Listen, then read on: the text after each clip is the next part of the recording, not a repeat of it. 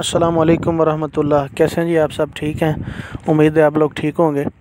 ये एक बात मैं शुरू में कर दूं वीडियो के कि मेरी किसी भी बात से अगर आपको इख्तलाफ है तो आप मुकम्मल तौर पर इख्तलाफ करें और आपको मुकम्मल हक़ है इख्तलाफ करने का। आप हमारे भाई हैं, हम सब ने मिलजुल के एक दूसरे की मदद करनी होती है। चैनल सब्सक्राइब ना करें, आपकी मर्ज़ी की बात है, करना चाहें तो करें, ना करना चाहें तो ना करें। वीडियो का असल में जो टॉपिक है वो तो ये है कि हमें जब गोट फार्मिंग हमने स्टार्ट करनी है तो वो कौन से 3 अहम स्टेप हैं जो हमने स्टेप वाइज ही उठाने हैं।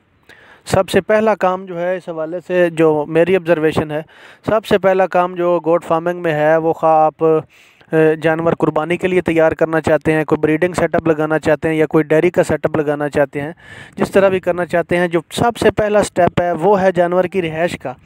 आपने सबसे पहले रिहाइश का बंदोबस्त करना है। और रिहाइश कैसी होनी चाहिए? वो शुमालन जनूबन हो, वो मशरक़ मगरब की तरफ हो, जिस तरह भी हो। सबसे पहले ऑब्ज़र्वर और सबसे पहले मैनेजर आप हैं, क्योंकि आप वहाँ पे मौजूद हैं। आप ऑब्ज़र्व करें, आप देखें कि अगर सर्दियाँ हैं तो ऐसी जगह हो, ऐसे बरामदे हों जिनमें सारा दिन धूप रहे। सारा दिन धूप का मतलब ये है कि मॉर्निंग के वक्त जब आप पर्दे उठाएं तो धूप का जो दाखिला है वो जानवर के शेड के अंदर हो, ताकि जो यूरिया वगैरह है वो अंदर से निकल जाए। यूरिया असल में जानवर के पेशाब से पैदा होती है। ये गैस है जिनकी वजह से इसकी आँखें और हाजमे वगैरह के मसाइल बन जाते हैं। तो आपने रिहाइश के हवाले से इस बात का ख्याल रखना है। दूसरी जो गोट फार्मिंग की मेन चीज़ है वो है कि हम रिहाइश का बंदोबस्त करके हम जल्दी से जल्दी बकरियां लेके आ जाते हैं। ये दूसरा स्टेप नहीं है, जो बकरियां हैं वो तीसरा स्टेप है। आपने दूसरे नंबर पे इनकी फ़ीड का ख्याल रखना है, इनकी फ़ीड मैनेज करनी है। और याद रखें कि आप जब तक ये दोनों स्टेप नहीं उठा लेते, एक रिहाइश वाला और दूसरा इसका खुराक वाला, तो तब तक आप बकरियाँ लेके नहीं आ सकते, नहीं ला सकते। फ़ीड के हवाले से मैं बता दूं कि चैनल पे TMR जो बनाते हैं वो भी है, जो अल्फ़ा या लूसन की जो है होती है उसके हवाले से भी है। तो आप अगर अल्फ़ा बना सकते हैं, ख़ुद है घर पे तैयार कर सकते हैं, फिर तो बेस्ट है।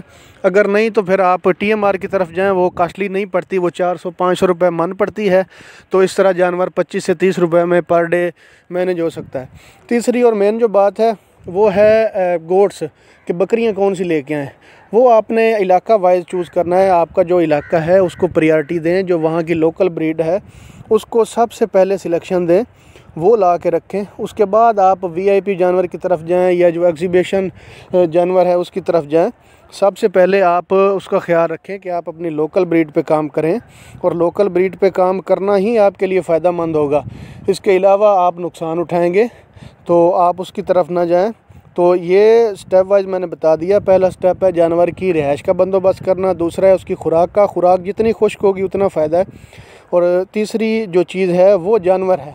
हम सबसे पहले जानवर लेके आ जाते हैं, उसके बाद उसकी खुराक करते हैं। ये सबसे आखिरी स्टेप है जानवर लेके आना। जज़ाकल्लाकुमुल खैर।